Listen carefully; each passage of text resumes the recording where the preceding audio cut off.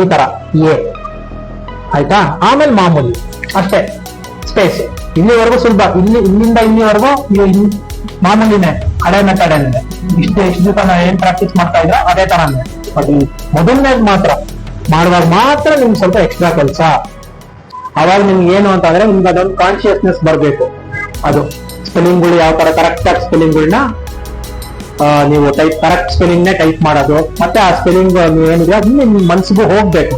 ಯಾವ ವರ್ಡ್ಗೆ ಯಾವ spelling use ಮಾಡ್ಬೇಕು, ಇಂಗ್ಲಿಷ್ ಮಿಸ್ಟೇಕ್ಸ್ ಆಗದಿದ್ದಂಗೆ ನೀವು ಟೈಪ್ ಮಾಡೋದು, ಓದೋದು ಏನೇ ಇರ್ಬೋದು, ಇವೆಲ್ಲ ನಿಮ್ಗೆ ಗೊತ್ತಾಗಬೇಕು. ಸಮಗ್ರ ಒಂದು ಕಂಪ್ಯೂಟರ್ ಕ್ಲಾಸ್ ಅಂತಂದ್ರೆ ಟೈಪಿಂಗ್ ಅನ್ನೋದು ಎಷ್ಟು ಇಂಪಾರ್ಟೆಂಟ್ ಅಂತ ನಿಮ್ಗೆ ಗೊತ್ತಾಗ್ತಾ ಇದೆ ಇವಾಗ. ನಾನು ಯಾಕೆ ಸ್ಟ್ರೆಸ್ ಮಾಡ್ತಾ ಇದ್ದೀನಿ ಅಂತ.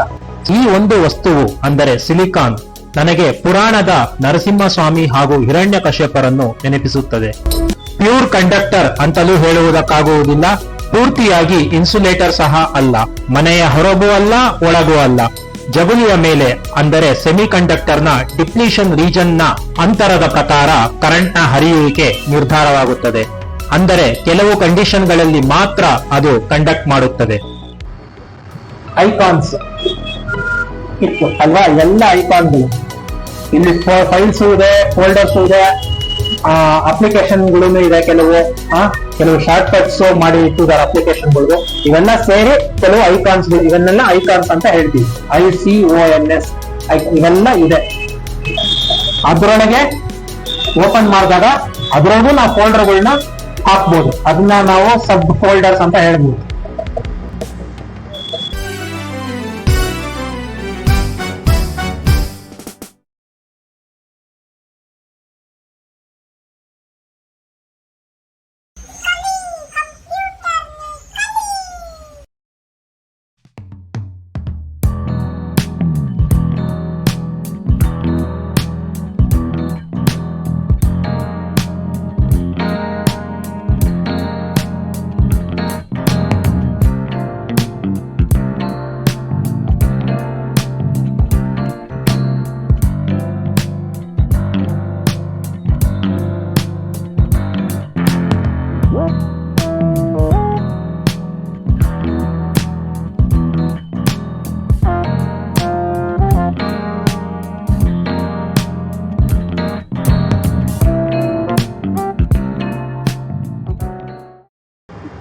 ಈಗ ಆಪರೇಟಿಂಗ್ ಸಿಸ್ಟಮ್ ಬಗ್ಗೆ ತಿಳ್ಕೊಂಡಿದ್ದಾಯ್ತು. ಸಿಂಪಲ್ ಆಗಿ ಒಂದು ಡೆಸ್ಕ್ಟಾಪ್ ಅಲ್ಲಿ ಈ ತರ ಎಲ್ಲ ಇರುತ್ತೆ. ಈಗ ಏನ್ ಕಾಣಿಸ್ತಾ ಇದೆಯೋ ಈ ತರ ಎಲ್ಲ ನಿಮ್ಗೆ ಕಾಣಿಸ್ತಾ ಇದೆಯಲ್ಲ, ಇದನ್ನ ನಾವು ಐಕಾನ್ಸ್ ಅಂತ ಕರಿತೀವಿ.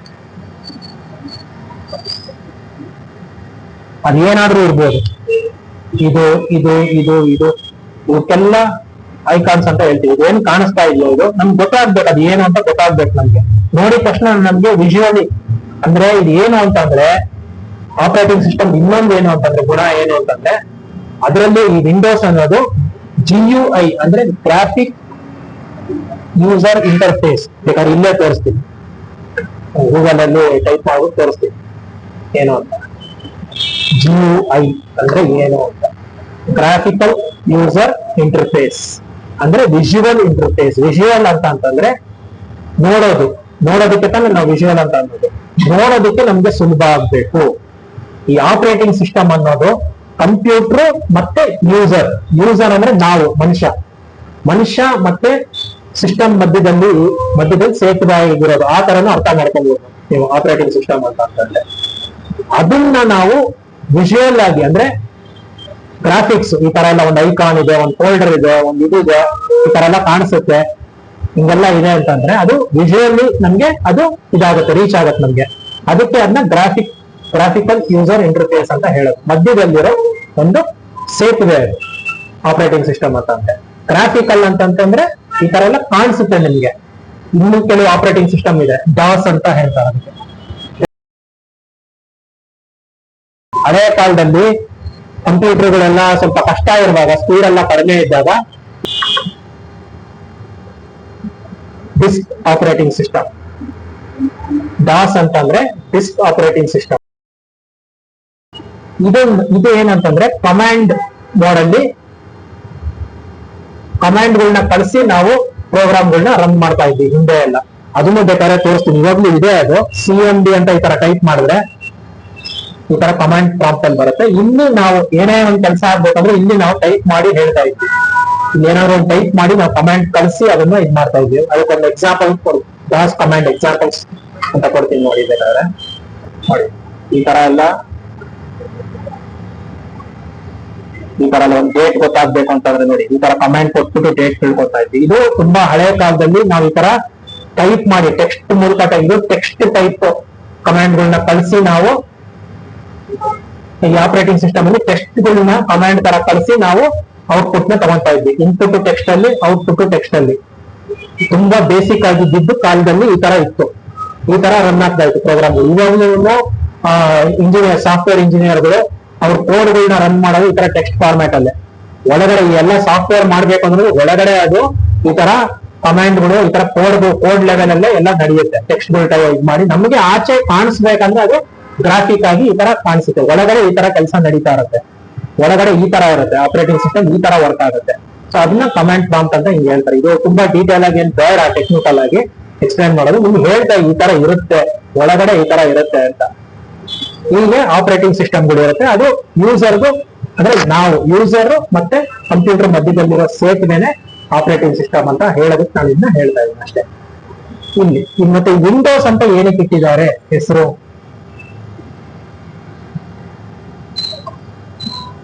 ಇದು ತುಂಬಾ ಇಂಟ್ರೆಸ್ಟಿಂಗ್ ಆಗಿದೆ. ಇದನ್ನ ನಾನು ಡೆಸ್ಕ್ಟಾಪ್ ಅಂತ ಅಂದೆ.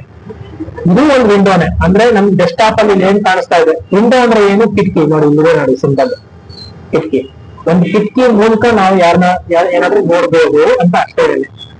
ಸಿಂಪಲ್ ಆಗಿ ಅದನ್ನ ಹೇಳ್ಬೇಕಾದ್ರೆ ಒಂದು ಕಿಟಕಿ ಮೂಲಕ ನೋಡ್ಬೋದು. ನೋಡಿ ನಾವು ಇವಾಗ ಇದೊಂದು ಫೋಲ್ಡರ್, ಇದರಲ್ಲಿ ಒಂದಷ್ಟು ಫೈಲ್ಸ್ ಇದೆ. ಓಕೆ, ಇದು ಈ ತರ ಓಪನ್ ಮಾಡಿದಾಗ ಇದೇನು ಕಾಣುತ್ತೆ? ಇದು ಒಂದು ಕಿಟಕಿನೇ, ಇದು ಒಂದು ವಿಂಡೋ. ಇದನ್ನ ನಾವು ಚಿಕ್ಕದ್ ಮಾಡ್ಕೊಬಹುದು, ಈ ತರ ದೊಡ್ಡದ್ ಮಾಡ್ಕೊಬಹುದು. ಇದರ ಚಿಕ್ಕದು ದೊಡ್ಡದು ಮಾಡ್ಕೋಬಹುದು. ಇನ್ನೊಂದು ವಿಂಡೋನ ಓಪನ್ ಮಾಡ್ಬೋದು ನಾವು, ಇನ್ನೊಂದು ಫೋಲ್ಡರ್ ನ ಓಪನ್ ಮಾಡ್ಬೋದು. ಅವಾಗ ಇದೊಂದು ವಿಂಡೋ ಆಗುತ್ತೆ, ಇದೊಂದು ವಿಂಡೋ ಆಗುತ್ತೆ. ಓಕೆ, ಒಂದು ಫೋಲ್ಡರ್ ನ ಕ್ರಿಯೇಟ್ ಮಾಡ್ಬೋದು ನೀವು. ಈ ತರ ರೈಟ್ ಕ್ಲಿಕ್ ಮಾಡಿ ನ್ಯೂ ಅಂತ ಕೊಟ್ಬಿಟ್ಟು ಒಂದು ಫೋಲ್ಡರ್ ನೋಡಿ, ಇಲ್ಲಿ ಮೇಲ್ಗಡೆ ಫೋಲ್ಡರ್ ಅಂತ ಇದೆ. ಫೋಲ್ಡರ್ ನ ಕ್ರಿಯೇಟ್ ಮಾಡ್ಬೋದು. ಅದಕ್ಕೊಂದು ಹೆಸರು ಕೊಡ್ಬೋದು ನೀವು. ಏನಾದ್ರು ಒಂದು ಹೆಸರು ಕೊಡ್ಬೋದು. ಆಪಲ್ ಅಂತ ಕೊಡೋಣ. ಓಕೆ, ಇದೊಂದು ಫೋಲ್ಡರ್ ಆಗುತ್ತೆ. ಇನ್ನೊಂದು ನ್ಯೂ ಫೋಲ್ಡರ್, ಅದಕ್ಕೇನೋ ಒಂದು ಬಸ್ ಅಂತ ಕೊಡಿ. ಆಯ್ತಾ? ಈ ಫೋಲ್ಡರ್ ಓಪನ್ ಮಾಡಿ ನೀವು ಅದರೊಳಗೆ ಇನ್ನೊಂದು ಫೋಲ್ಡರ್ ಮಾಡ್ಬೋದು ಬೇಕಂದ್ರೆ. ಆಪಲ್ 1 ಸುಮ್ಮನೆ ಏನೋ ಒಂದು ಉದಾಹರಣೆಗಳು. ಅದೇ ತರ ಇನ್ನೊಂದು ಫೋಲ್ಡರ್ ಮಾಡ್ಬೋದು. ಆಪಲ್ 2 ಈ ತರ ಮಾಡ್ಕೊಂಡು ಹೋಗ್ಬೋದು. ಕ್ಲೋಸ್ ಮಾಡ್ಬೋದು. ಅದನ್ನ ಸಾಕು ಅನ್ಸಿದ್ರೆ ತಿರ್ಗಾ ನೀವು ನಾಳೆ ದಿವಸ ಓಪನ್ ಮಾಡಿದ್ರು ಅದರಲ್ಲಿ ಆಪಲ್ 1, ಆಪಲ್ 2 ಈ ತರ ಎರಡು ಇರುತ್ತೆ. ಆಯ್ತಾ? ಇನ್ನೂ ಸ್ವಲ್ಪ ನಿಮ್ಗೆ ಅರ್ಥ ಆಗೋ ತರ ಹೇಳ್ಬೇಕು ಅಂತಂದ್ರೆ, ಕರೆಕ್ಟ್ ಆಗಿ ನಿಮ್ಗೆ ಅರ್ಥ ಆಗ್ಬೇಕಂದ್ರೆ, ಇಂಡಿಯಾ ಅಂತ ಒಂದು ಫೋಲ್ಡರ್ ಹೆಂಗ್ ಕ್ರಿಯೇಟ್ ಮಾಡೋದು ಅಂತ ಗೊತ್ತಾಯ್ತಲ್ವಾ ಇವಾಗ ನಿಮ್ಗೆ? ರೈಟ್ ಕ್ಲಿಕ್ ಮಾಡೋದು, ನ್ಯೂ ಹೋಗೋದು, ಹಿಂಗೆ ರೈಟ್ ಕ್ಲಿಕ್ ಡೆಸ್ಕ್ಟಾಪ್ ಮೇಲೆ ಈ ತರ ರೈಟ್ ಕ್ಲಿಕ್ ಮಾಡಿದ್ರೆ ಇಲ್ಲಿ ನ್ಯೂ ಅಂತ ಇರುತ್ತೆ. ನೀವು ಇದು ಲೆಫ್ಟ್ ಕ್ಲಿಕ್. ಓಕೆ, ನ್ಯೂ ಮೇಲೆ ನೀವು ಲೆಫ್ಟ್ ಕ್ಲಿಕ್ ಮಾಡಿ. ಫಸ್ಟ್ ನಿಮ್ಗೆ ಆಪ್ಷನ್ಸ್ ಬೇಕಂದ್ರೆ, ನಾನು ಸ್ಟಾರ್ಟಿಂಗ್ ಅಲ್ಲಿ ಹೇಳಿದ್ದೆ ಇದು ಮೌಸ್ ಯೂಸ್ ಮಾಡ್ಬೇಕಂದ್ರೆ ರೈಟ್ ಕ್ಲಿಕ್ ಮಾಡಿದ್ರೆ ನಿಮ್ಗೆ ಆಪ್ಷನ್ಗಳು ಕಾಣಿಸುತ್ತೆ. ಏನೇ ಒಂದು ಆಪ್ಷನ್ಗಳು ಓಪನ್ ಮಾಡ್ಬೇಕಂತಂದ್ರೆ ರೈಟ್ ಕ್ಲಿಕ್ ಮಾಡಿ ನ್ಯೂ ಅಂತ ಕ್ಲಿಕ್ ಮಾಡಿದ್ರೆ, ನೀವು ಲೆಫ್ಟ್ ಕ್ಲಿಕ್ ಮಾಡಿ ನ್ಯೂ ಅಂತ ಕೊಟ್ಬಿಟ್ಟು ತಿರ್ಗಾ ಈ ಫೋಲ್ಡರ್ ಮೇಲೆ ಲೆಫ್ಟ್ ಕ್ಲಿಕ್ ಮಾಡಿದ್ರೆ ಆ ಫೋಲ್ಡರ್ ಕ್ರಿಯೇಟ್ ಆಗುತ್ತೆ. ತಿರ್ಗಾ ನೀವು ಅದಕ್ಕೆ ಹೋಗಿ ಅದಕ್ಕೆ ಈ ತರ ಹೋಗ್ಬಿಟ್ಟು ಈ ತರ ಸುಮ್ಮನೆ ಅದ್ರ ಮೇಲೆ ಹಿಂಗೆ ತಿರ್ಗಾ ಲೆಫ್ಟ್ ಕ್ಲಿಕ್ ಮಾಡಿದ್ರೆ ಅದು ಈ ತರ ಇದಾಗುತ್ತೆ, ಈ ತರ ಬರುತ್ತೆ. ಓಕೆ, ಈ ತರ ಹೈಲೈಟ್ ಆಗುತ್ತೆ. ಆವಾಗ ನೀವು ಬ್ಯಾಕ್ ಸ್ಪೇಸ್ ಕೊಟ್ಬಿಟ್ಟು ಅದನ್ನ ತೆಗೆದಾಕ್ಬೋದು. ಅಲ್ಲಿ ನ್ಯೂ ಫೋಲ್ಡರ್ ಅಂತ ಇರೋದನ್ನ ತೆಗೆದಾಕ್ಬೋದು. ಅಲ್ಲಿ ನಿಮ್ಗೆ ಬೇಕಾಗಿರೋ ಹೆಸರನ್ನ ಟೈಪ್ ಮಾಡ್ಬೋದು. ಇಂಡಿಯಾ, ಅದೇ ತರ USA.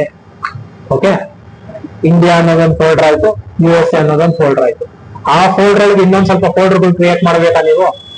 ರೈಟ್ ಕ್ಲಿಕ್ ಮಾಡಿ ಅದನ್ನ ಓಪನ್ ಮಾಡಿ. ಈ ತರ ಡಬಲ್ ಕ್ಲಿಕ್ ಮಾಡಿ ಓಪನ್ ಮಾಡಿ. ಹೀಗೆ ಆಯ್ತಾ? ಡಬಲ್ ಕ್ಲಿಕ್ ಮಾಡಿ ಓಪನ್ ಮಾಡಿ. ಅದರಲ್ಲಿ ಇನ್ನೊಂದು ಫೋಲ್ಡರ್ ಕ್ರಿಯೇಟ್ ಮಾಡಿ. New folder Karnataka. ಓಕೆ, ಇನ್ನೊಂದು ಮಾಡಿದ್ಮೇಲೆ ಈ ತರ ವಾಪಸ್ ಬನ್ನಿ. ಇದ್ರ ಮೇಲೆ ಕ್ಲಿಕ್ ಮಾಡಿ. ಅದು ಹೋಗುತ್ತೆ, ಕ್ರಿಯೇಟ್ ಆಗ್ಬಿಟ್ಟು ಹೋಗುತ್ತೆ. ತಿರ್ಗಾ ಕ್ಲಿಕ್ ಮಾಡಿ ಫೋಲ್ಡರ್ ಅಂತ ಕ್ರಿಯೇಟ್ ಮಾಡಿ ಇನ್ನೊಂದು ತಮಿಳ್ನಾಡು. ಓಕೆ, ನಿಮ್ ಟೈಪಿಂಗ್ ಗೊತ್ತಿದ್ರೆ ಇದೆಲ್ಲ ಸುಲಭ ಆಗುತ್ತೆ ಅಲ್ವಾ. ತಮಿಳ್ನಾಡು ಕ್ಲೋಸ್ ಮಾಡ್ಬಿಡಿ ಇದನ್ನ. ನೋಡಿ, ಇದು ವಿಂಡೋಸ್ ಅಲ್ವಾ, ವಿಂಡೋ ಅಲ್ವಾ.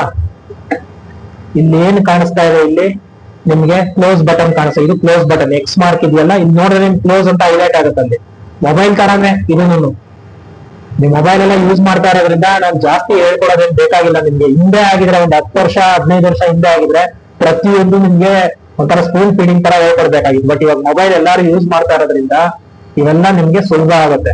ಕ್ಲೋಸ್ ಬಟನ್ ಇರುತ್ತೆ, ಕ್ಲೋಸ್ ಮಾಡ್ಬೋದು. ಇಲ್ಲಿ ಕ್ಲೋಸ್ ಅಂತ ಇದೆ ಅಲ್ವಾ, ಕ್ಲೋಸ್ ಮಾಡ್ಬೋದು. ಇದು ನೋಡಿ, ಇದು ಬಂದ್ಬಿಟ್ಟು ಮಿನಿಮೈಸ್, ಮ್ಯಾಕ್ಸಿಮೈಸ್, ರಿಸ್ಟೋರ್, ಈ ತರ ಎಲ್ಲ ಇದೆ ಇಲ್ಲಿ. ಇದನ್ನ ಒಂದ್ಸಲ ಕ್ಲಿಕ್ ಮಾಡ್ತು ಅಂತಂದ್ರೆ ಚಿಕ್ಕದಾಗತ್ತೆ, ಇದು ಚಿಕ್ಕದಾಗತ್ತೆ. ಅವಾಗ ಇದು ಚೇಂಜ್ ಆಗಿದೆ ನೋಡಿ, ಇದು ಇಲ್ಲಿ ಕಾಣಿಸ್ತಾ ಇರೋದು ಚೇಂಜ್ ಆಗಿದೆ. ಇವಾಗ ಇದನ್ನು ನೀವು ಮ್ಯಾಕ್ಸಿಮೈಸ್ ಮಾಡ್ಬೋದು. ಇಲ್ಲಿ ನೋಡಿದ್ರೆ ಇದ್ರ ಮೇಲೆ ಹೋದ್ರೆ ಮ್ಯಾಕ್ಸಿಮೈಸ್ ಅಂತ ಇದೆ, ಮ್ಯಾಕ್ಸಿಮೈಸ್ ಮಾಡ್ಬೋದು ಅದನ್ನ.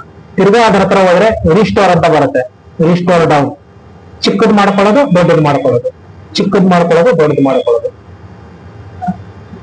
Maximise, restore. ಮತ್ತೆ ಇನ್ನೊಂದು ಬಟನ್ ಇದೆ ಇಲ್ಲಿ, ಮಿನಿಮೈಸ್, ಅಂದ್ರೆ ಕೆಳಗೆ ಹೋಗೋದಕ್ಕೆ. ಈಗ ನಾವು ಇಂಡಿಯಾ ನೋಡ್ತಾ ಇದೀವಿ, ತಿರ್ಗಾ ಅದ್ರ ಮೇಲೆ ಕ್ಲಿಕ್ ಮಾಡ್ತು ಅಂದ್ರೆ ಅದು ದೊಡ್ಡದಾಗತ್ತೆ. ಈ ತರ ಇಲ್ಲಿ ಹೋಗ್ಬಿಟ್ಟು ಕ್ಲಿಕ್ ಮಾಡ್ಬೇಕು ನಿಮ್ಗೆ. ಇಲ್ಲಿ ಇದಕ್ಕೆ ಏನಂತಾರೆ, ಇದಕ್ಕೆ ಇದು ಟಾಸ್ಕ್ ಬಾರ್. ಇಲ್ಲಿ ಏನೇನು ಓಪನ್ ಆಗಿದೆ ಅನ್ನೋದೆಲ್ಲ ಗೊತ್ತಾಗುತ್ತೆ. ನಾವು ನೋಡಿ ಇಂಟರ್ನೆಟ್ ಓಪನ್ ಮಾಡಿರೋದು, ಅವಾಗಲೇ ಕಮೆಂಟ್ ಪ್ರಾಂಪ್ಟ್ ಓಪನ್ ಮಾಡಿದೆ, ಬೇಡದಿರೋದನ್ನೆಲ್ಲ ಹಿಂಗ್ ಕ್ಲೋಸ್ ಮಾಡ್ಬೋದು. ಅವಾಗ ಇಲ್ಲಿಂದ ಹೊಟ್ಟೋಗುತ್ತೆ, ಇಲ್ಲಿಂದ ಹೊಟ್ಟೋಗುತ್ತೆ. ಇದು ಸಾಕು, ಇಂಟರ್ನೆಟ್ ಸಾಕು ಅಂತಂದ್ರೆ ನೋಡಿ ಇಲ್ಲಿ ಹೋಗ್ಬಿಟ್ಟು ಇಲ್ಲಿ ಕ್ಲೋಸ್ ಮಾಡ್ಬೋದು. ಅವಾಗ ಇಲ್ಲಿಂದ ಹೊಟ್ಟೋಗುತ್ತೆ. ಇದನ್ನು ಇದೇ ತರ ಕ್ಲೋಸ್ ಮಾಡ್ಬೋದು. ರೈಟ್ ಕ್ಲಿಕ್ ಮಾಡ್ಬಿಟ್ಟು ಹಿಂಗ್ ಕ್ಲೋಸ್ ಮಾಡ್ಬೋದು. ನೀವು ರೈಟ್ ಕ್ಲಿಕ್ ಮಾಡ್ಬಿಟ್ಟು ಈ ತರ ಕ್ಲೋಸ್ ಮಾಡ್ಬೋದು ಅದನ್ನ. ಇವಾಗ ಇಂಡಿಯಾ ಓಪನ್ ಮಾಡಿದ್ವಿ, ಇದನ್ನ ಮಿನಿಮೈಸ್ ಮಾಡ್ಕೊಳ್ಳಿ. USA ಓಪನ್ ಮಾಡೋಣ. ಓಕೆ, ಇಲ್ಲಿ ಹೋದ್ರೆ ನಿಮ್ಗೆ ಇಂಡಿಯಾ, USA ಎರಡೂ ಇದೆ. ಈ ತರ ಕ್ಲಿಕ್ ಮಾಡ್ಬೋದು. ಅವಾಗ ನಾವು USA ಇರೋ ಐಟಮ್ಸ್ ಎಲ್ಲ ನೋಡ್ಬೋದು. ಆ ಫೋಲ್ಡರ್ ಒಳಗಡೆ ಏನಿದೆ ಅದನ್ನೆಲ್ಲ ನೋಡ್ಬೋದು. ಇಂಡಿಯಾಗ ಹೋದ್ರೆ ಅದ್ರೊಳಗೆ ಏನಿದೆ ಅಂತ ನೋಡ್ಬೋದು. USA ಸ್ವಲ್ಪ ಏನಾದ್ರು ಕ್ರಿಯೇಟ್ ಮಾಡೋಣ ನಾವು. ಏನು ಕ್ಯಾಲಿಫೋರ್ನಿಯಾ ಅಂತ ಮಾಡೋಣ.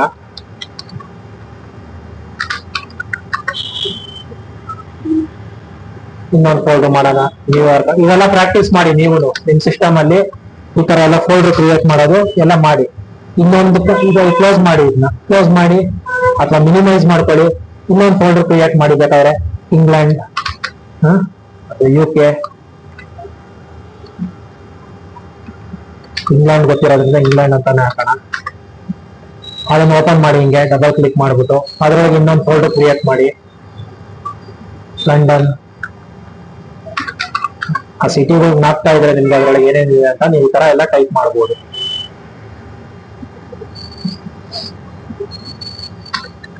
ಎಡ್ಜ್ ಬ್ಯಾಸ್ಟನ್ ಅಂತ ಒಂದು ಸಿಟಿ ಇದೆ.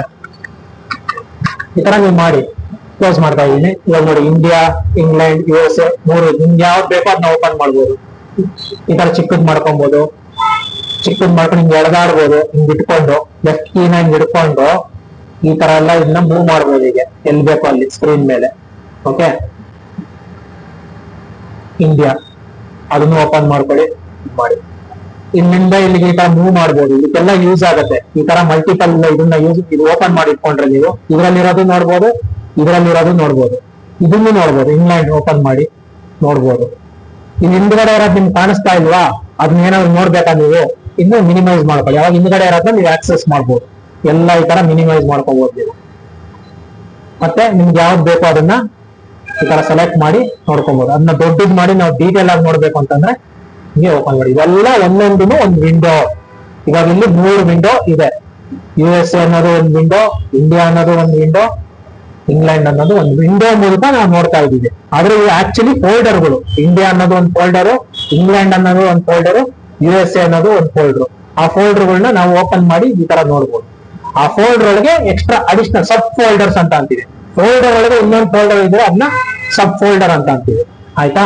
ಈಗ ನಾನು ಇನ್ನೊಂದು ಮಾಡ್ತೀನಿ. ಈಗ ಎಲ್ಲ ಕ್ಲೋಸ್ ಮಾಡ್ತೀನಿ. ನಾನು ಹೇಳ್ದಂಗೆ ಯಾವ್ದು ಬೇಕೋ ಅದನ್ನ ಓಪನ್ ಮಾಡ್ಬೋದು, ಮ್ಯಾಕ್ಸಿಮೈಸ್ ಮಾಡ್ಕೋಬಹುದು, ಮಿನಿಮೈಸ್ ಮಾಡ್ಕೋಬಹುದು. ಅದೆಲ್ಲ ಗೊತ್ತಾಯ್ತಲ್ಲ ನಿಮ್ಗೆ. ಈಗ ಇಂಡಿಯಾ, ಅದರಲ್ಲಿ ಕರ್ನಾಟಕ, ಇನ್ನೊಂದು ಫೈಲ್ ಕ್ರಿಯೇಟ್ ಮಾಡ್ತೀನಿ ನಾನು. ಯಾವ್ದಾದ್ರು MS ವರ್ಡ್, ಈ ತರ ಡಾಕ್ಯುಮೆಂಟ್ ಈ ತರ ಮಾಡ್ಬಿಟ್ಟು ಅದಕ್ಕೂ ಒಂದು ಹೆಸರು ಕೊಡ್ಬೋದು. ಏನು ವೆದರ್ ರಿಪೋರ್ಟ್, ಕರ್ನಾಟಕದಲ್ಲಿ ವೆದರ್ ರಿಪೋರ್ಟ್ ಡೀಟೇಲ್ಸ್ ಎಲ್ಲ ನಾನು ಇದರಲ್ಲಿ ಟೈಪ್ ಮಾಡ್ಕೊಂಡು ಹೋಗ್ತೀನಿ ಅಂತ ಸುಮ್ಮನೆ ಒಂದು ಉದಾಹರಣೆ ಕೊಡ್ತಾ ಇರೋದು ನಿಮಗೆ. ಆ ಫೈಲ್ ನ ಈ ತರ ಓಪನ್ ಮಾಡ್ಬೋದು ನೀವು. ಇವಾಗ ಇದು ಫೈಲ್ ಓಪನ್ ಆಯ್ತು, ವೆದರ್ ರಿಪೋರ್ಟ್ ಅನ್ನೋದು ಒಂದು ಫೈಲ್, ಅದು ಫೋಲ್ಡರ್, ಕರ್ನಾಟಕ ಅನ್ನೋದು ಫೋಲ್ಡರ್, ಆ ಫೋಲ್ಡರ್ ಒಳಗೆ ವೆದರ್ ರಿಪೋರ್ಟ್ ಅನ್ನೋದು ಒಂದು ಫೈಲ್. ಇಲ್ಲಿ ನಾನು ಇನ್ಫಾರ್ಮೇಶನ್ ಎಲ್ಲ ತುಂಬಿಸ್ತೀನಿ. ಸುಮ್ಮನೆ ಏನೋ ಒಂದು ಇನ್ಫಾರ್ಮೇಶನ್ ಟೈಪ್ ಮಾಡ್ಬಿಟ್ಟು ಅದನ್ನ ಸೇವ್ ಮಾಡಿ ಈ ತರ ಕ್ಲೋಸ್ ಮಾಡ್ತೀನಿ ಅನ್ಕೊಳ್ಳಿ. ಇದೆಲ್ಲ ನಾನು ಹೇಳ್ತೀನಿ MS ಆಫೀಸ್ ಅಲ್ಲಿ.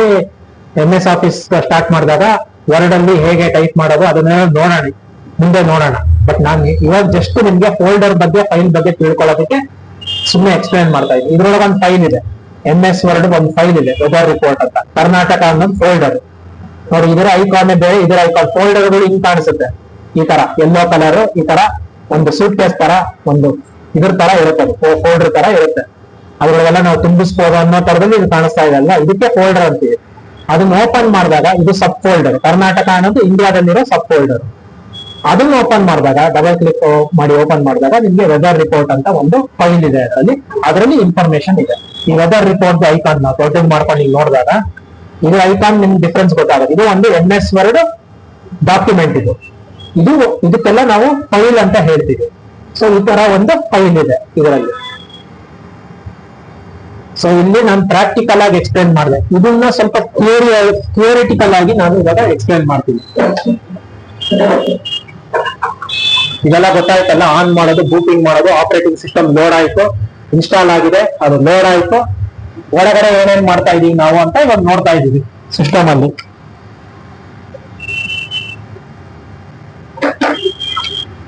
ಏನ್ ಮಾಡಿದ್ವಿ ಇವಾಗ ನೋಡಿ, ಅಲ್ಲಿ ಎಕ್ಸ್ಪ್ಲೈನ್ ಮಾಡಿದ್ದು, ಇಲ್ಲಿ ಎಕ್ಸ್ಪ್ಲೈನ್, ಎರಡೂ ಅಬ್ಸರ್ವ್ ಮಾಡಿ. ಅಲ್ಲಿ ಪ್ರಾಕ್ಟಿಕಲ್ ಆಗಿ ನೋಡಿದ್ವಿ, ಇಲ್ಲಿ ಸ್ವಲ್ಪ ಕ್ಲಿಯರ್ ಆಗಿ ನೋಡಿ, ಇನ್ನೂ ಸ್ವಲ್ಪ ಚೆನ್ನಾಗಿ ಅರ್ಥ ಆಗುತ್ತೆ ನಿಮಗೆ. ಡೆಸ್ಕ್ಟಾಪ್ ಓಪನ್ ಮಾಡಿದ್ವಿ. ಡೆಸ್ಕ್ಟಾಪ್ ಓಪನ್ ಮಾಡಿದಾಗ ಅದರಲ್ಲಿ ಐಕಾನ್ಸ್ ಇತ್ತು ಅಲ್ವಾ, ಎಲ್ಲ ಐಕಾನ್ಗಳು. ಇಲ್ಲಿ ಫೈಲ್ಸ್ ಇದೆ, ಫೋಲ್ಡರ್ಸ್ ಇದೆ, ಅಪ್ಲಿಕೇಶನ್ಗಳು ಇದೆ, ಕೆಲವು ಶಾರ್ಟ್ ಕಟ್ಸ್ ಮಾಡಿ ಇಟ್ಟಿದ್ದಾರೆ ಅಪ್ಲಿಕೇಶನ್ಗಳು. ಇವೆಲ್ಲ ಸೇರಿ ಕೆಲವು ಐಕಾನ್ಸ್ಗಳು, ಇವನ್ನೆಲ್ಲ ಐಕಾನ್ಸ್ ಅಂತ ಹೇಳ್ತೀವಿ. ICONS ಇವೆಲ್ಲ ಇದೆ. ಕೆಲವು ಸಾಫ್ಟ್ವೇರ್ಗಳು, ಕೆಲವು ಫೋಲ್ಡರ್ಗಳು ಇವೆಲ್ಲ ಇದೆ. ಕೆಲವು ಫೋಲ್ಡರ್ಗಳು ಇರುತ್ತೆ. ಇಲ್ಲಿ ಏನೇನಿರುತ್ತೆ, ಫೋಲ್ಡರ್ ಇರುತ್ತೆ, ಮತ್ತೆ ಫೈಲ್ ಇರುತ್ತೆ, ಮತ್ತೆ ಕೆಲವು ಸಾಫ್ಟ್ವೇರ್ಗಳು ಅಥವಾ ಆಪ್ಗಳು. ನಿಮ್ಮ ಮೊಬೈಲ್ ಅಲ್ಲಿ ಆಪ್ ಅಂತಿರಲ್ಲ, ಅದೇ ತರ ಅಪ್ಲಿಕೇಶನ್ ಸಾಫ್ಟ್ವೇರ್ ಅಂತ ಹೇಳ್ತೀವಿ ಕಂಪ್ಯೂಟರ್ ಅಲ್ಲಿ. ಫೋಲ್ಡರ್ ಇರುತ್ತೆ, ಇಲ್ಲ ಫೈಲ್ ಇರುತ್ತೆ, ಇಲ್ಲಾಂದ್ರೆ ಒಂದು ಅಪ್ಲಿಕೇಶನ್ ಸಾಫ್ಟ್ವೇರ್ ಇರುತ್ತೆ. ಅದು ಶಾರ್ಟ್ ಕಟ್ ಆಗಿ ನಾವು ಸ್ಟೋರ್ ಮಾಡಿರ್ತೀವಿ. ಎಲ್ಲ ಒಂದ್ ಕಡೆ ಇನ್ಸ್ಟಾಲ್ ಆಗಿರುತ್ತೆ, ಪ್ರೋಗ್ರಾಮ್ ಫೈಲ್ಸ್ ಅಲ್ಲಿ ಇನ್ಸ್ಟಾಲ್ ಆಗಿರುತ್ತೆ. ಅದ್ರದ್ದು ಶಾರ್ಟ್ ಕಟ್ ಕೀಸ್ ನಾವು ಡೆಸ್ಕ್ಟಾಪ್ ಮೇಲೆ ಇದ್ ಮಾಡಿ ಇಟ್ಟಿರ್ತೀವಿ. ಸೊ ಈ ತರ ಫೋಲ್ಡರ್ ಇರುತ್ತೆ, ಇಲ್ಲ ಫೈಲ್ ಇರುತ್ತೆ, ಇಲ್ಲ ಅಪ್ಲಿಕೇಶನ್ ಶಾರ್ಟ್ ಕಟ್ ಕೀಸ್ ಇರುತ್ತೆ. ಇವು ಡೆಸ್ಕ್ಟಾಪ್ ಮೇಲೆ ಕಾಣಿಸ್ತಾ ಇರುತ್ತೆ. ಈಗ ಫೋಲ್ಡರ್ ಅಂದ್ರೆ ಏನು, ಫೈಲ್ ಅಂದ್ರೆ ಏನು ಅಂತ ನಾವು ನೋಡಿದ್ವಲ್ಲ. ಫೋಲ್ಡರ್ ಅದು ಎಲ್ಲೋ ಕಲರ್ ಆತರ ಇರುತ್ತೆ ಅಂತ ಹೇಳಿದ್ನಲ್ಲ ನಾನು. ಅದು ನೋಡಿದ ತಕ್ಷಣ ನಿಮ್ಗೆ ಗೊತ್ತಾಗತ್ತೆ, ಆ ಐಕಾನ್ ನೋಡಿದ ತಕ್ಷಣ ನಿಮ್ಗೆ ಅದು ಫೋಲ್ಡರ್ ಅಂತ ಗೊತ್ತಾಗತ್ತಲ್ವಾ. ಅದ್ರೊಳಗೆ ಓಪನ್ ಮಾಡಿದಾಗ ಅದ್ರೊಳಗೂ ನಾವು ಫೋಲ್ಡರ್ಗಳನ್ನ ಹಾಕ್ಬೋದು. ಅದನ್ನ ನಾವು ಸಬ್ ಫೋಲ್ಡರ್ಸ್ ಅಂತ ಹೇಳ್ಬೋದು ಅಲ್ವಾ. ಈ ಸಬ್ ಫೋಲ್ಡರ್ ಇದು A ಅಂತ ಅನ್ಕೊಳ್ಳಿ, ಇದು XYZ ಅಂತ ಅನ್ಕೊಳ್ಳಿ, ಫೋಲ್ಡರ್ A. ಅದೇ ತರ ಇನ್ನೊಂದು ಫೋಲ್ಡರ್ ಇರ್ಬೋದು B ಅಂತ, ಮೇನ್ ಫೋಲ್ಡರ್ ಇದು. ಇದ್ರೊಳಗೂ ಕೆಲವು ಸಬ್ ಫೋಲ್ಡರ್ಸ್ ಇರ್ಬೋದು ಅಲ್ವಾ. P Q R ಅಂತ ಸಬ್ ಫೋಲ್ಡರ್ಸ್ ಇರ್ಬೋದು. ಈ ಸಬ್ ಫೋಲ್ಡರ್ ಓಪನ್ ಮಾಡಿದಾಗ ಅದರಲ್ಲಿ ಇನ್ನೊಂದು ಸಬ್ ಫೋಲ್ಡರ್ ಇರ್ಬೋದು, ಇನ್ನೊಂದು ಫೋಲ್ಡರ್ ಮಾಡ್ಬೋದು. ನಾವು ಏನ್ ತೊಂದರೆ ಇಲ್ಲ, ಇನ್ನೊಂದು ಫೋಲ್ಡರ್ ಮಾಡ್ಬೋದು. ಏನಕ್ಕೆ ನಾವು ಫೋಲ್ಡರ್ ಮಾಡ್ತೀವಿ ಅಂತಂದ್ರೆ ಫೈಲ್ಗಳನ್ನ ಸ್ಟೋರ್ ಮಾಡಿ ಇಟ್ಕೊಳ್ಳೋದಕ್ಕೆ. ಫೋಲ್ಡರ್ ಒಳಗೆ ಫೈಲ್ಗಳನ್ನು ಇರುತ್ತೆ. ಸ್ವಲ್ಪ ಉದ್ದಕ್ಕೆ ಹಿಂಗ್ ಬರೀತೀನಿ ಇವೆಲ್ಲ ಫೈಲ್ಗಳು. ಫೈಲ್ 1 F1 F2 ಅಂತ ಹಾಕೋಣ ಸಿಂಪಲ್ ಆಗಿ. F1 F2 ಇದ್ರೊಳಗಡೆ ಫೈಲ್ಸ್ ಇರ್ಬೋದು. F11 F12 ಇದ್ರೊಳಗೂ ಇರ್ಬೋದು. ಅದಕ್ಕೆ ಏನೋ ಹೆಸರು ಕೊಟ್ಟಿರ್ತೀನಿ ನಾನು, ಸುಮ್ಮನೆ ಸಿಂಬಾಲಿಕ ಹೇಳೋದಕ್ಕೆ ನಾನು ಆತರ ಹೇಳ್ತೇನೆ. F13 file number 13 file number 14 ಇಲ್ಲಿ ಇರ್ಬೋದು. ಈ ಫೋಲ್ಡರ್ ಒಳಗೆ ಇರ್ಬೋದು, ಈ ಸಬ್ ಫೋಲ್ಡರ್ ಇರ್ಬೋದು, ಈ ಫೋಲ್ಡರ್ ಒಳಗೆ ಸಬ್ ಫೋಲ್ಡರ್ ಒಳಗೆ ಈ 2 ಫೈಲ್ ಇರ್ಬೋದು. ಒಂದೊಂದ್ಸಲ ಈ ಫೋಲ್ಡರ್ ಒಳಗೇನೆ ಒಂದು ಫೈಲ್ ಇರುತ್ತೆ. ಈ F15 ಅನ್ನೋ ಫೈಲ್ ಇಲ್ಲಿ ಸ್ಟೋರ್ ಆಗಿರುತ್ತೆ. ಸೊ ಒಂದು ಫೋಲ್ಡರ್ ಒಳಗೆ ಸಬ್ ಫೋಲ್ಡರ್ ಇರ್ಬೋದು, ಜೊತೆ ಕೆಲವು ಫೈಲ್ಸ್ ಇರ್ಬೋದು. ಆಯ್ತಾ? ಅದ್ರಲ್ಲಿ ಫೈಲ್ಸ್ ಇರ್ಬೋದು, ಫೋಲ್ಡರ್ಸ್ ಇರ್ಬೋದು. ಆದ್ರೆ ಫೋಲ್ಡರ್ಗೂ ಫೈಲ್ಗೂ ನಿಮ್ಗೆ ಡಿಫ್ರೆನ್ಸ್ ಗೊತ್ತಾಗ್ಬೇಕು. ಫೋಲ್ಡರ್ ಒಳಗೆ ಏನಿರುತ್ತೆ ಅಂದ್ರೆ, ಫೋಲ್ಡರ್ ಅಂದ್ರೆ it is a group of files. ಅದರೊಳಗಡೆ ಫೈಲ್ಸ್ ಇರುತ್ತೆ ಓಪನ್ ಮಾಡಿ ನೋಡಿದಾಗ. ಅಥವಾ ಅದ್ರೊಳಗೆ ಫೋಲ್ಡರ್ಸ್ ಇರ್ಬೋದು, ಸಬ್ ಫೋಲ್ಡರ್ಸ್, ಅಥವಾ ಎರಡೂ ಇರ್ಬೋದು. ಸಬ್ ಫೋಲ್ಡರ್ಸ್ ಇರ್ಬೋದು, ಫೈಲ್ಸ್ ಇರ್ಬೋದು, ಎಲ್ಲ ಸೇರಿ ಒಂದು ಫೋಲ್ಡರ್ ಆಗುತ್ತೆ. ಈ ತರ ನೀವು ತಿಳ್ಕೊಬೇಕು. ಇದು ಫೋಲ್ಡರ್ಸ್ಗೂ ಫೈಲ್ಸ್ಗೂ ಇರೋ ಡಿಫ್ರೆನ್ಸ್. ಈ ವರ್ಡ್ಗಳನ್ನ ತಗೊಳ್ಳೋಣ. ನಮ್ಮ ಎಕ್ಸರ್ಸೈಸ್ ಅಲ್ಲಿ ಇರೋ ವರ್ಡ್ನೇ ತಗೊಳ್ಳೋಣ. ಫುಲ್ ಇದನ್ನ ಟೈಪ್ ಮಾಡೋದ್ ಬೇಡ.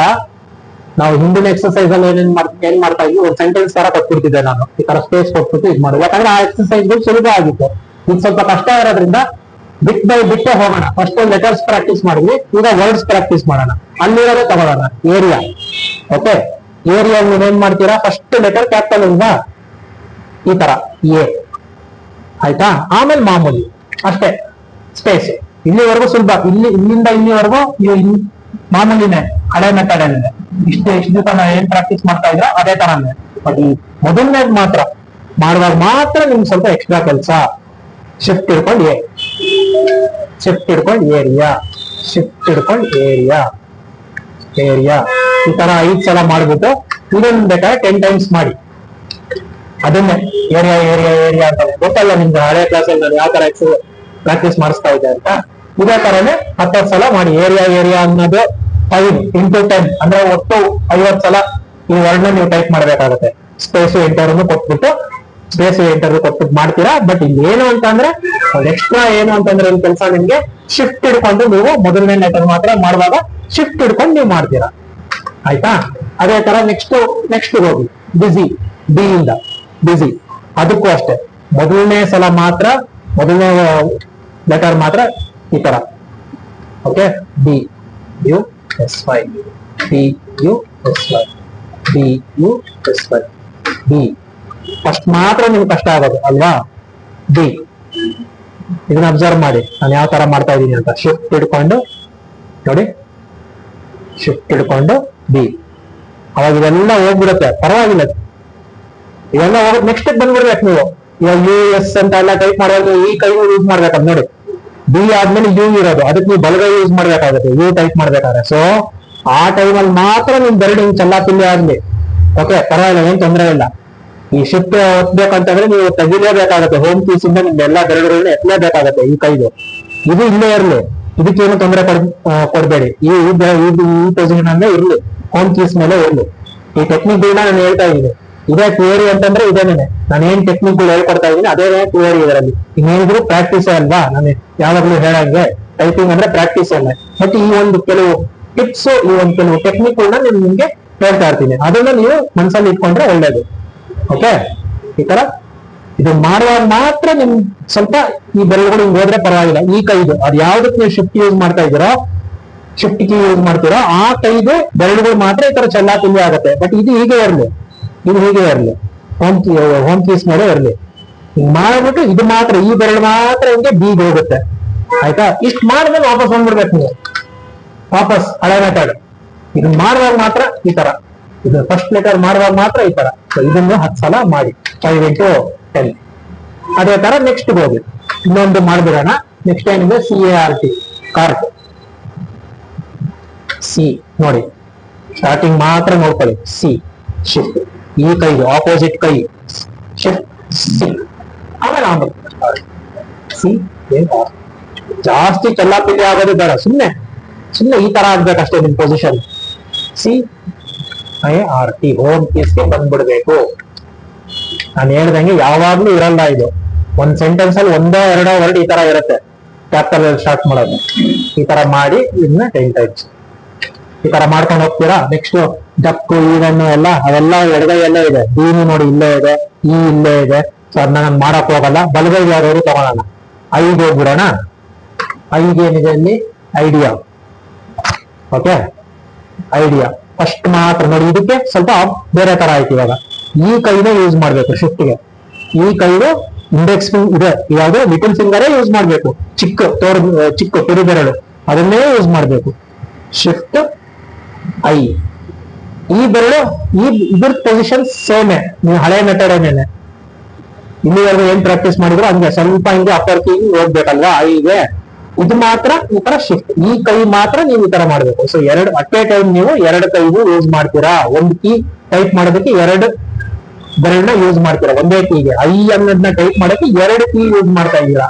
ಅದೇ ಈ ಕ್ಲಾಸ್ ಅಲ್ಲಿ ಆಗಿ ಸ್ವಲ್ಪ ಕಷ್ಟ, ನಿಮ್ಗೆ ಕಷ್ಟ ಕೊಟ್ಟಿರೋದು ಅದೇನೇ ಇದೆ ಅಲ್ವಾ. ಐ ಆಮೇಲೆ ಮಾಮೂಲಿ D A. I starting D E A I. ಆಮೇಲೆ ಮಾಮೂಲಿ ನಿಮ್ ಪೊಸಿಷನ್ ಬಂದ್ಬಿಡ್ಲಿ, ಮಾಮೂಲಿ ಪೊಸಿಷನ್ಗೆ ಬರಲಿ. Space I D A I D A ಈ ತರ 10 ಟೈಮ್ಸ್ ಪ್ರಾಕ್ಟೀಸ್ ಮಾಡಿ. ಓಕೆ. ಆಮೇಲೆ ಇನ್ನೊಂದು ತಗೊಳ್ಳೋಣ, ಬೇಕಾದ್ರೆ ಜೇನು ತಗೊಂಡ್ಬಿಡೋಣ. ಅದು ಬಲಗೈ ಇರೋದ್ರಿಂದ ನೋಡಿ, ಅದಕ್ಕೂ ಅಷ್ಟೇ ಫಸ್ಟ್ ಸ್ಟಾರ್ಟಿಂಗ್ ಮಾತ್ರ ಶಿಫ್ಟ್ ಜೆ. ಏನಿದೆ ಜೋಕ್ ಅಲ್ವಾ, J O A E. Shift J O A E. Shift J O A E. Observe ಮಾಡಿ ನಾನು ಯಾವ ತರ ಬೆರಳುಗಳನ್ನ ಇದ್ ಮಾಡ್ತಾ ಇದ್ದೀನಿ ಅಂತ. J O A E, J O A E 10 times. Okay. ಈ ತರ ಮಾಡಿ ಇನ್ನೊಂದು ಮಾಡ್ಬಿಡೋಣ ನಿಮ್ಗೆ ಹೇಳ್ಕೊಡೋದಕ್ಕೆ ಇದಾಗ್ಲಿ ಅಂತ. ಎಂ ಅಲ್ಲಿ ಏನಿದೆ ಮೇಕ್, ಅದಕ್ಕೂ ಬಲಗೈ ಯೂಸ್ ಮಾಡೋದು. ಶಿಫ್ಟ್ ಈ ಕೈದು ಈ ಬೆರಳು ಮತ್ತೆ ಆಪೋಸಿಟ್ ಎಂ ಅಲ್ವಾ. A A M A A M A A M A 5 into 10 50 words type ಮಾಡ್ದಂಗೆ ಆಗುತ್ತೆ. ಸೊ ಇದು ನಿಮ್ಗೆ ಇವಾಗ ಗೊತ್ತಾಯ್ತು. ಓಕೆ. ಈ ತರ ಎಲ್ಲಾನು ಮಾಡಿ ಸಪರೇಟ್ ಆಗಿ. ಫಸ್ಟ್ ಏನ್ ಮಾಡಿದೆ ನಾನು, ಎ ಇಂದ ಝೆಡ್ ವರ್ಗು ಒಂದೊಂದೇ ಲೆಟರ್ನ ಶಿಫ್ಟ್ ಇಟ್ಕೊಂಡು, capital A, capital B, capital C ಆ ತರ. ಆಮೇಲೆ ಒಂದೊಂದೇ ವರ್ಡ್, ಏರಿಯಾ, ಬಿಸಿ, ಕಾರ್ಟ್ ಇಂದ ಹಿಡಿದು ಝೆಡ್ ಬಿ ಎಲ್ ಜಿ. ಬೇಕಾದ್ರೆ ಒಂದೊಂದ್ಸಲ ಹೇಳ್ಬಿಡ್ಲಾ ಏನೇನಿದೆ ಅಂತ. ಅಲ್ಲಿ ಒಂದು ಬುಕ್ ಅಲ್ಲಿ ಬರ್ಕೊಳ್ಳಿ. ಇದು area AREA, BUSY, CART, duck, even, tissue, gate, help, idea, joke, kite, lamp, make, nest, open, port, quiz, rope, send, tell, used, vein, what, Zion, your, zeal. ಏನೊಂಥರ ಚಿಕ್ಕ ಮಕ್ಕಳಿಗೆ ಹೇಳ್ಕೊಟ್ಟಂಗ ಆಯ್ತಾ ಇದು. ಆ ತರ ಅನ್ಕೊಂಬೇಡಿ. ಏನು ಅಂತಂದ್ರೆ ನಿಮ್ಗೆ ಇಂಗ್ಲಿಷ್ ಸ್ವಲ್ಪ ಇಂಪ್ರೂವ್. ನಾನು ಯಾವಾಗ್ಲೂ ಹೇಳ್ತಾ ಇರ್ತೀನಲ್ವಾ, ನಿಮ್ಗೆ ಇಂಗ್ಲಿಷ್ ವರ್ಡ್ಸ್ ಕೆಲವರು ಇದರಲ್ಲೆಲ್ಲ ಮಿಸ್ಟೇಕ್ ಮಾಡ್ತಾರೆ. ನೀವು ಈ ತರ ಒಂದು ಎಕ್ಸರ್ಸೈಸ್ಗಳು ನೀವೇ ಮಾಡ್ಕೊಬಹುದು. ನಿಮಗ್ ಬೇಕಾಗಿರೋ ವರ್ಡ್ಸ್ ನ ಹಾಕೊಂಡು ಮಾಡ್ಬೋದು. ಎಲ್ಲ ನ್ಯೂಸ್ ಪೇಪರ್ ಇಂದಾನೋ ಅಥವಾ ಡಿಕ್ಷನರಿಯಿಂದಾನೋ ತಗೊಂಡು ನೀವು ಈ ತರ ವರ್ಡ್ಗಳನ್ನ ನೀವೇ ಎಕ್ಸರ್ಸೈಸ್ ಮಾಡ್ಬೋದು. ಬಟ್ ನಾನು ಯಾಕೆ ಇದಕ್ಕೆಲ್ಲ ಸ್ಟ್ರೆಸ್ ಮಾಡ್ತಾ ಇದ್ದೀನಿ ಅಂತಂದ್ರೆ, ನಿಮ್ಗೆ ಟೈಪಿಂಗ್ ಇದು ಸ್ಪೆಲ್ಲಿಂಗ್ ಮಿಸ್ಟೇಕ್ಸ್ ಆಗ್ಬಾರ್ದು. ಎಷ್ಟೋ ಜನ ಪ್ರೊಫೆಷನಲ್ಸ್ ಸ್ಪೆಲ್ಲಿಂಗ್ ಮಿಸ್ಟೇಕ್ಗಳು ಮಾಡ್ತಾರೆ. ಸ್ಪೆಲ್ಲಿಂಗ್ಗಳು ಗೊತ್ತಿರಲ್ಲ. ಇಂಗ್ಲಿಷ್, ಸಿಂಪಲ್ ಇಂಗ್ಲಿಷ್ ಸ್ಪೆಲ್ಲಿಂಗ್ಗಳು ಗೊತ್ತಿರೋದಿಲ್ಲ. ಸೊ ಹಾಗಾಗಿ ನಾನು ಸ್ಟ್ರೆಸ್ ಮಾಡಿ ಹೇಳ್ತಾ ಇದ್ದೀನಿ, ಇದನ್ನ ಒಂದು ನೋಟ್ ಬುಕ್ ಅಲ್ಲಿ ಕರೆಕ್ಟ್ ಆಗಿ ಬರ್ಕೊಳ್ಳಿ, ಮೇಂಟೈನ್ ಮಾಡಿ, ಸ್ಪೆಲ್ಲಿಂಗ್ಗಳನ್ನ ಕಲ್ತ್ಕೊಳ್ಳಿ. ಒಂದೊಂದೇ ಸ್ಪೆಲ್ಲಿಂಗ್ಗಳನ್ನ ಕಲ್ತ್ಕೊಳ್ಳಿ. ನಾನು ನೆಕ್ಸ್ಟ್ ಈ ಟೈಪಿಂಗ್ ಕ್ಲಾಸ್ ಅಲ್ಲಿ ಎಕ್ಸರ್ಸೈಸ್ಗಳನ್ನ ಕೊಡುವಾಗ ಒಂಥರ ಒಂದು ಅಡ್ವಾನ್ಸ್ ಲೆವೆಲ್ ಅಲ್ಲಿ ಅಥವಾ ಇಂಟರ್ಮೀಡಿಯೇಟ್ ಲೆವೆಲ್ ಅಲ್ಲಿ ನಾನು ನ್ಯೂಸ್ ಪೇಪರ್ ನ ಇಟ್ಟು ಟೈಪ್ ಮಾಡೋದು, ಇದನ್ನೆಲ್ಲ ಪ್ರಾಕ್ಟೀಸ್ ಮಾಡಿಸ್ತೀನಿ. ಅವಾಗ ನಿಮ್ಗೆ ಏನು ಅಂತಂದ್ರೆ, ನಿಮ್ಗೆ ಅದೊಂದು ಕಾನ್ಶಿಯಸ್ನೆಸ್ ಬರಬೇಕು. ಅದು ಸ್ಪೆಲ್ಲಿಂಗ್ಗಳು ಯಾವ ತರ ಕರೆಕ್ಟ್ ಆಗಿ ಸ್ಪೆಲ್ಲಿಂಗ್ಗಳನ್ನ ನೀವು ಕರೆಕ್ಟ್ ಸ್ಪೆಲ್ಲಿಂಗ್ ನೇ ಟೈಪ್ ಮಾಡೋದು. ಮತ್ತೆ ಆ ಸ್ಪೆಲ್ಲಿಂಗ್ ಏನಿದೆ ಅದನ್ನ ನಿಮ್ ಮನ್ಸಿಗೂ ಹೋಗ್ಬೇಕು. ಯಾವ ವರ್ಡ್ಗೆ ಯಾವ ಸ್ಪೆಲ್ಲಿಂಗ್ ಯೂಸ್ ಮಾಡ್ಬೇಕು, ಇಂಗ್ಲಿಷ್ ಮಿಸ್ಟೇಕ್ಸ್ ಆಗದಿದ್ದಂಗೆ ನೀವು ಟೈಪ್ ಮಾಡೋದು, ಓದೋದು ಏನೇ ಇರ್ಬೋದು, ಇವೆಲ್ಲ ನಿಮ್ಗೆ ಗೊತ್ತಾಗಬೇಕಿದ್ದು ಸಮಗ್ರ. ಒಂದು ಕಂಪ್ಯೂಟರ್ ಕ್ಲಾಸ್ ಅಂತಂದ್ರೆ ಟೈಪಿಂಗ್ ಅನ್ನೋದು ಎಷ್ಟು ಇಂಪಾರ್ಟೆಂಟ್ ಅಂತ ನಿಮ್ಗೆ ಗೊತ್ತಾಗ್ತಾ ಇದೆ ಇವಾಗ. ನಾನು ಯಾಕೆ ಸ್ಟ್ರೆಸ್ ಮಾಡ್ತಾ ಇದ್ದೀನಿ ಅಂತ. ಸೊ ಟೈಪಿಂಗ್ ಜೊತೆಗೆ ನಿಮ್ಗೆ ಬೇರೆನೂ ಗೊತ್ತಾಗ್ಬೇಕು ಅಲ್ವಾ. ಫಾರ್ಮ್ಯಾಟಿಂಗ್ ಮಾಡೋದಿರ್ಬೋದು, ಅದು ನೆಕ್ಸ್ಟ್ ಬೇರೆ ಕ್ಲಾಸ್ಗಳಲ್ಲಿ ಮಾಡ್ತೀನಿ ನಾನು. ಬೇರೆ ಕಂಪ್ಯೂಟರ್ ಏನಿದೆ ಫಾರ್ಮ್ಯಾಟಿಂಗ್ ಮಾಡೋದು, MS Office ಅದರಲ್ಲೆಲ್ಲ ಹೇಳ್ಕೊಡ್ತೀನಿ. ಅದ್ರ ಜೊತೆಗೆ ನಿಮ್ಗೆ ಈ ತರ ಸ್ಪೆಲ್ಲಿಂಗ್ಸ್ ಅರ್ಥ ಆಗ್ಬೇಕು, ತಪ್ಪಿಲ್ದಂಗೆ ಟೈಪ್ ಮಾಡೋದು, ಇದೆಲ್ಲ ಗೊತ್ತಾಗ್ಬೇಕು. ಸೊ ಇದನ್ನ ಒಂದು ಬುಕ್ ಅಲ್ಲಿ ಬರ್ಕೊಂಡು ಫಸ್ಟ್ ನಾನು ಹೇಳ್ದಂಗೆ ಒಂದೊಂದೇ ಲೆಟರ್ನ ಪ್ರಾಕ್ಟೀಸ್ ಮಾಡಿ, ಶಿಫ್ಟ್ ಇಡ್ಕೊಂಡು ಕ್ಯಾಪಿಟಲ್ ಲೆಟರ್ಸ್. ಆಮೇಲೆ ಒಂದೊಂದು ವರ್ಡೇ ತಗೊಳ್ಳಿ, 5 into 10 50 ಟೈಮ್ಸ್ ಒಂದೊಂದು ವರ್ಡ್ ಬರಂಗೆ ಪ್ರಾಕ್ಟೀಸ್ ಮಾಡಿ.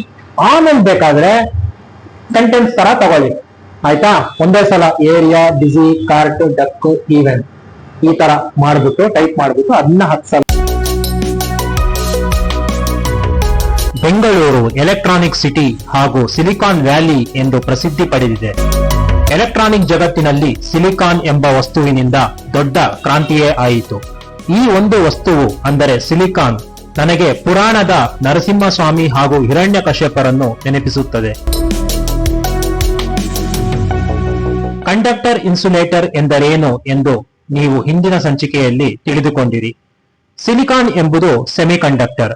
ಇದರ ವೈಶಿಷ್ಟ್ಯವೆಂದರೆ ಇದು ಒಮ್ಮೊಮ್ಮೆ ಕರೆಂಟ್ ಅನ್ನು ಹರಡಿಸುತ್ತದೆ, ಒಮ್ಮೊಮ್ಮೆ ತಡೆದು ಹಿಡಿಯುತ್ತದೆ. ಇದನ್ನು ಮೆಟಲ್ ಅಂತಲೂ ಕರೆಯಬಹುದು, ನಾನ್ ಮೆಟಲ್ ಅಂತಲೂ ಕರೆಯಬಹುದು. ಇದು ಮೆಟಲ್ ನಂತೆ ಅಂದರೆ ಅಲ್ಯೂಮಿನಿಯಂ, ಗೋಲ್ಡ್, ಐರನ್ ನಂತೆ ಹೊಳೆಯುತ್ತದೆ.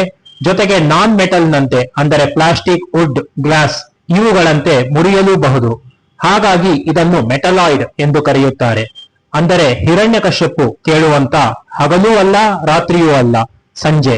ಮನುಷ್ಯನೂ ಅಲ್ಲ, ಪ್ರಾಣಿಯೂ ಅಲ್ಲ, ನರಸಿಂಹ. ಆಯುಧವೂ ಅಲ್ಲ, ಆಯುಧವಲ್ಲದ್ದೂ ಅಲ್ಲ, ಜೀವವಿರುವುದೂ ಅಲ್ಲ, ಜೀವವಿಲ್ಲದ್ದೂ ಅಲ್ಲ, ಉಗುರು. ಪ್ಯೂರ್ ಕಂಡಕ್ಟರ್ ಅಂತಲೂ ಹೇಳುವುದಕ್ಕಾಗುವುದಿಲ್ಲ, ಪೂರ್ತಿಯಾಗಿ ಇನ್ಸುಲೇಟರ್ ಸಹ ಅಲ್ಲ, ಮನೆಯ ಹೊರಗೂ ಅಲ್ಲ, ಒಳಗೂ ಅಲ್ಲ. ಜಗುಲಿಯ ಮೇಲೆ ಅಂದರೆ ಸೆಮಿ ಕಂಡಕ್ಟರ್ನ ಡಿಪ್ಲೀಷನ್ ರೀಜನ್ ನ ಅಂತರದ ಪ್ರಕಾರ ಕರೆಂಟ್ ನ ಹರಿಯುವಿಕೆ ನಿರ್ಧಾರವಾಗುತ್ತದೆ. ಅಂದರೆ ಕೆಲವು ಕಂಡೀಷನ್ಗಳಲ್ಲಿ ಮಾತ್ರ ಅದು ಕಂಡಕ್ಟ್ ಮಾಡುತ್ತದೆ. ಒಂದು ರೀತಿ ವರದಾನ ಶಾಪ ಪಡೆದಂತೆ. ಬರೀ ಶುದ್ಧ ಸಿಲಿಕಾನ್ ತೆಗೆದುಕೊಂಡರೆ ಅದನ್ನು ಇಂಟ್ರಿನ್ಸಿಕ್ ಸೆಮಿಕಂಡಕ್ಟರ್ ಎನ್ನುತ್ತಾರೆ.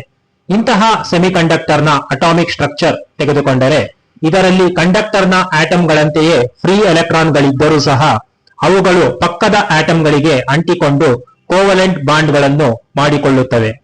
ಈ ರೀತಿ ಆಟಮ್ನ ಹೊರ ಪದರದಲ್ಲಿದ್ದು ಪಕ್ಕದ ಆಟಮ್ನ ಎಲೆಕ್ಟ್ರಾನ್ಗಳೊಂದಿಗೆ ಬಾಂಡ್ ಮಾಡಿಕೊಳ್ಳುವ ಎಲೆಕ್ಟ್ರಾನ್ಗಳನ್ನು ವೇಲೆನ್ಸ್ ಎಲೆಕ್ಟ್ರಾನ್ ಎಂದು ಕರೆಯುತ್ತಾರೆ. ಸಿಲಿಕಾನ್ನಲ್ಲಿ ಪ್ರತಿ ಆಟಮ್ಗೆ ಈ ರೀತಿ ಹೊರ ಪದರದಲ್ಲಿ 4 ವೇಲೆನ್ಸ್ ಎಲೆಕ್ಟ್ರಾನ್ಗಳು ಇದ್ದರೂ ಸಹ ಅವು ಪಕ್ಕದ 4 ಆಟಮ್ಗಳಿಗೆ ತಲಾ ಒಂದೊಂದು ಎಲೆಕ್ಟ್ರಾನ್ಗಳನ್ನು ಕೊಟ್ಟು ತಾನೂ ಸಹ ಅವುಗಳಿಂದ ಒಂದೊಂದು ಎಲೆಕ್ಟ್ರಾನ್ಗಳನ್ನು ಪಡೆದುಕೊಂಡು ಒಂದು ರೀತಿಯ ಈಕ್ವಿಲಿಬ್ರಿಯಂ ಸ್ಥಿತಿಯಲ್ಲಿ ಇರುತ್ತದೆ. ಅಂದರೆ ಕೋವ್ಯಾಲೆಂಟ್ ಬಾಂಡ್ಗಳನ್ನು ಮಾಡಿಕೊಳ್ಳುತ್ತವೆ. ಆಟಮ್ಗಳು ಸಮ ಪ್ರಮಾಣದ ಎಲೆಕ್ಟ್ರಾನ್ಗಳನ್ನು ಹಂಚಿಕೊಳ್ಳುತ್ತವೆ. 4 ಎಲೆಕ್ಟ್ರಾನ್ಗಳ ಹಂಚಿಕೆ ಇರುವುದರಿಂದ ಇದನ್ನು 4 ವೇಲೆಂಟ್ ಅಂದರೆ ಟೆಟ್ರಾವ್ಯಾಲೆಂಟ್ ಎಂದೂ ಕರೆಯುತ್ತಾರೆ. ಹಾಗಾಗಿ ರೂಮ್ ಟೆಂಪರೇಚರ್ ನಲ್ಲಿ ಈ silicon pure intrinsic semiconductor insulator ನಂತೆ ವರ್ತಿಸುತ್ತದೆ. ಏಕೆಂದರೆ ಎಲ್ಲಾ ಫ್ರೀ ಎಲೆಕ್ಟ್ರಾನ್ಗಳು ಕೋವೆಲೆಂಟ್ ಬಾಂಡ್ಗಳನ್ನು ಮಾಡಿಕೊಂಡಿರುತ್ತವೆ. ಸ್ವಲ್ಪ ಟೆಂಪರೇಚರ್ ಅಂದರೆ ಶಾಖ ಕೊಟ್ಟರೆ ಮಾತ್ರ ಈ ಎಲೆಕ್ಟ್ರಾನ್ಗಳು ಕೋವೆಲೆಂಟ್ ಬಾಂಡ್ಗಳಿಂದ ಹೊರಬಂದು ಓಡಾಡಲು ಅಂದರೆ ಕರೆಂಟ್ ಕಂಡಕ್ಟ್ ಮಾಡಲು ಸಾಧ್ಯವಾಗುತ್ತದೆ. ನನಗೆ ಮರಣವೇ ಇಲ್ಲವೆಂದು ಬೀಗುವ ಹಿರಣ್ಯಕಶಿಪುವಿಗೆ ಪಾಠ ಕಲಿಸಲು ನರಸಿಂಹಸ್ವಾಮಿ ನಿರ್ಧರಿಸಿದಂತೆ ನಾನು ಇನ್ಸುಲೇಟರ್ ನಂತೆಯೇ ಕೆಲಸ ಮಾಡುತ್ತೇನೆ, ನನ್ನಿಂದ ಕರೆಂಟ್ ಕಂಡಕ್ಟ್ ಮಾಡಲು ಸಾಧ್ಯವೇ ಇಲ್ಲ ಎಂದು ಪಣ ತೊಟ್ಟ ಈ ಇಂಟ್ರಿನ್ಸಿಕ್ ಸೆಮಿಕಂಡಕ್ಟರ್ಗೆ ಅಂದರೆ ಈ ಸಿಲಿಕಾನ್ ವಸ್ತುವಿನ ಒಳಗೆ ಸ್ವಲ್ಪ ಪ್ರಮಾಣದ ಕಲಬೆರಕೆ ಸೇರಿಸಿದರೆ ಅಂದರೆ ಇಂಪ್ಯೂರಿಟಿಯನ್ನು ಸೇರಿಸಿದರೆ ಇದರ ಗುಣ ಬದಲಾಗುತ್ತದೆ. ಬೋರಾನ್ ಎಂಬ ವಸ್ತುವನ್ನು ಸ್ವಲ್ಪ ಪ್ರಮಾಣದಲ್ಲಿ ಸೇರಿಸಿದರೆ ಏನಾಗುತ್ತದೆಂದರೆ ಬೋರಾನ್ ನಲ್ಲಿ ಆಟಮ್ಗಳು ಟ್ರೈವ್ಯಾಲೆಂಟ್ ಬಾಂಡ್ ಗಳನ್ನು ಹೊಂದಿರುತ್ತವೆ. ಅಂದರೆ 3 ಫ್ರೀ ಎಲೆಕ್ಟ್ರಾನ್ಗಳು ಪಕ್ಕದ ಆಟಮ್ಗಳಿಗೆ ಅಂಟಿಕೊಂಡು ಕೋವಲೆಂಟ್ ಬಾಂಡ್ ಮಾಡಿಕೊಂಡಿರುತ್ತವೆ. ಈಗ ಇಂತಹ ವಸ್ತುವನ್ನು ಸ್ವಲ್ಪ ಪ್ರಮಾಣದಲ್ಲಿ ಸಿಲಿಕಾನ್ನ ಒಳಗೆ ಇಂಜೆಕ್ಟ್ ಮಾಡಿದರೆ ಏನಾಗುತ್ತದೆಂದರೆ ಬೋರಾನ್ನ 3 ಎಲೆಕ್ಟ್ರಾನ್ಗಳು ಪಕ್ಕದ ಸಿಲಿಕಾನ್ನ 4ರಲ್ಲಿ 3 ಎಲೆಕ್ಟ್ರಾನ್ಗಳ ಜೊತೆ ಬಾಂಡ್ ಮಾಡಿಕೊಳ್ಳುತ್ತವೆ. ಆದರೆ ಬೋರಾನ್ನಲ್ಲಿ 1 ವೇಲೆನ್ಸ್ ಎಲೆಕ್ಟ್ರಾನ್ನ ಕೊರತೆ ಉಂಟಾಗುತ್ತದೆ. ಇದನ್ನು ರಂಧ್ರ ಅಥವಾ ಹೋಲ್ ಎಂದು ಕರೆಯುತ್ತಾರೆ. ಇಂತಹ ಹಲವಾರು ಹೋಲ್ಗಳು ಬೋರಾನ್ ಮಿಶ್ರಿತ ಸೆಮಿಕಂಡಕ್ಟರ್ನಲ್ಲಿ ನಿರ್ಮಾಣವಾಗುತ್ತವೆ.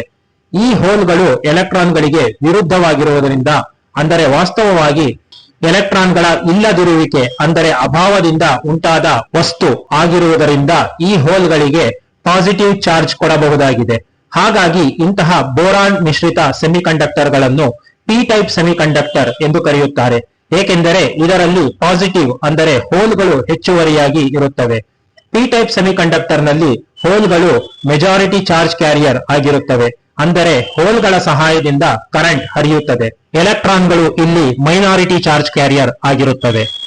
ಇನ್ನು ಈ ರೀತಿ ಇಂಪ್ಯೂರಿಟಿಗಳನ್ನು ಹೊರಗಿನಿಂದ ಇಂಜೆಕ್ಟ್ ಮಾಡುವ ವಿಧಾನಕ್ಕೆ ಡೋಪಿಂಗ್ ಎಂದು ಕರೆಯುತ್ತಾರೆ. ಬೋರಾನ್ ನಂತೆ ಇನ್ನೂ ಹಲವು ಬಗೆಯ ಪಿ ಟೈಪ್ ಇಂಪ್ಯೂರಿಟಿಗಳನ್ನು ಡೋಪ್ ಮಾಡಬಹುದು. ಈ ರೀತಿ ಡೋಪ್ ಮಾಡಿದ ಸೆಮಿಕಂಡಕ್ಟರ್ ಗಳನ್ನು ಎಕ್ಸ್ಟ್ರಿನ್ಸಿಕ್ ಸೆಮಿಕಂಡಕ್ಟರ್ ಎಂದು ಕರೆಯುತ್ತಾರೆ. ಇದೇ ರೀತಿ ಫಾಸ್ಫರಸ್ ಎಂಬ ಇನ್ನೊಂದು ಬಗೆಯ ಇಂಪ್ಯೂರಿಟಿಯನ್ನು ಸಿಲಿಕಾನ್ ಸೆಮಿಕಂಡಕ್ಟರ್ ನೊಳಗೆ ಡೋಪ್ ಮಾಡಿದರೆ ಬೇರೆಯ ರೀತಿಯ ಎಕ್ಸ್ಟ್ರಿನ್ಸಿಕ್ ಸೆಮಿಕಂಡಕ್ಟರ್ ಉದ್ಭವವಾಗುತ್ತದೆ. ಅದನ್ನು ಎನ್ ಟೈಪ್ ಸೆಮಿಕಂಡಕ್ಟರ್ ಎಂದು ಕರೆಯುತ್ತಾರೆ. ಫಾಸ್ಫರಸ್ ನಲ್ಲಿ 5 ವೇಲೆನ್ಸ್ ಎಲೆಕ್ಟ್ರಾನ್ಗಳು ಇರುತ್ತವೆ. ಹಾಗಾಗಿ ಇದರಲ್ಲಿನ ಆಟಮ್ಗಳು ಪೆಂಟಾವ್ಯಾಲೆಂಟ್ ಬಾಂಡ್ಗಳನ್ನು ಮಾಡಿಕೊಂಡಿರುತ್ತವೆ. ಇದನ್ನು ಸ್ವಲ್ಪ ಪ್ರಮಾಣದಲ್ಲಿ ಡೋಪ್ ಮಾಡಿದರೆ ಫಾಸ್ಫರಸ್ನ 4 ಎಲೆಕ್ಟ್ರಾನ್ಗಳು ಸಿಲಿಕಾನ್ನ 4 ವೇಲೆನ್ಸ್ ಎಲೆಕ್ಟ್ರಾನ್ಗಳ ಜೊತೆ ಕೋವೆಲೆಂಟ್ ಬಾಂಡ್ಗಳನ್ನು ಮಾಡಿಕೊಳ್ಳುತ್ತವೆ. ಆದರೆ ಫಾಸ್ಫರಸ್ ಆಟಮ್ನ 1 ಎಲೆಕ್ಟ್ರಾನ್ ಹೆಚ್ಚುವರಿಯಾಗಿ ಉಳಿದುಕೊಳ್ಳುತ್ತದೆ. ಹಾಗಾಗಿ ಇಂತಹ ಹೆಚ್ಚುವರಿ ಎಲೆಕ್ಟ್ರಾನ್ಗಳೇ ಎನ್ ಟೈಪ್ ಸೆಮಿಕಂಡಕ್ಟರ್ ನಲ್ಲಿ ಮೆಜಾರಿಟಿ ಚಾರ್ಜ್ ಕ್ಯಾರಿಯರ್ ಗಳಾಗಿರುತ್ತವೆ. ಇಲ್ಲಿ ಹೋಲ್ಗಳು ಮೈನಾರಿಟಿ ಚಾರ್ಜ್ ಕ್ಯಾರಿಯರ್ ಆಗಿರುತ್ತವೆ. ಪಿ ಟೈಪ್ ಸೆಮಿಕಂಡಕ್ಟರ್ ನಲ್ಲಿ ಹೋಲ್ಗಳ ಸಹಾಯದಿಂದ ಕರೆಂಟ್ ಹರಿದರೆ ಎನ್ ಟೈಪ್ ಸೆಮಿಕಂಡಕ್ಟರ್ ನಲ್ಲಿ ಎಲೆಕ್ಟ್ರಾನ್ಗಳ ಕಾರಣದಿಂದ ಕರೆಂಟ್ ಹರಿಯುತ್ತದೆ. ಎಲೆಕ್ಟ್ರಾನ್ಗಳಿಗೆ ನೆಗೆಟಿವ್ ಚಾರ್ಜ್ ಇರುವುದರಿಂದ ಈ ರೀತಿ ಡೋಪ್ ಮಾಡಿದ ಸೆಮಿಕಂಡಕ್ಟರ್ ಗಳಿಗೆ ಎನ್ ಟೈಪ್ ಎಕ್ಸ್ಟ್ರಿನ್ಸಿಕ್ ಸೆಮಿಕಂಡಕ್ಟರ್ ಗಳೆಂದು ಕರೆಯುತ್ತಾರೆ.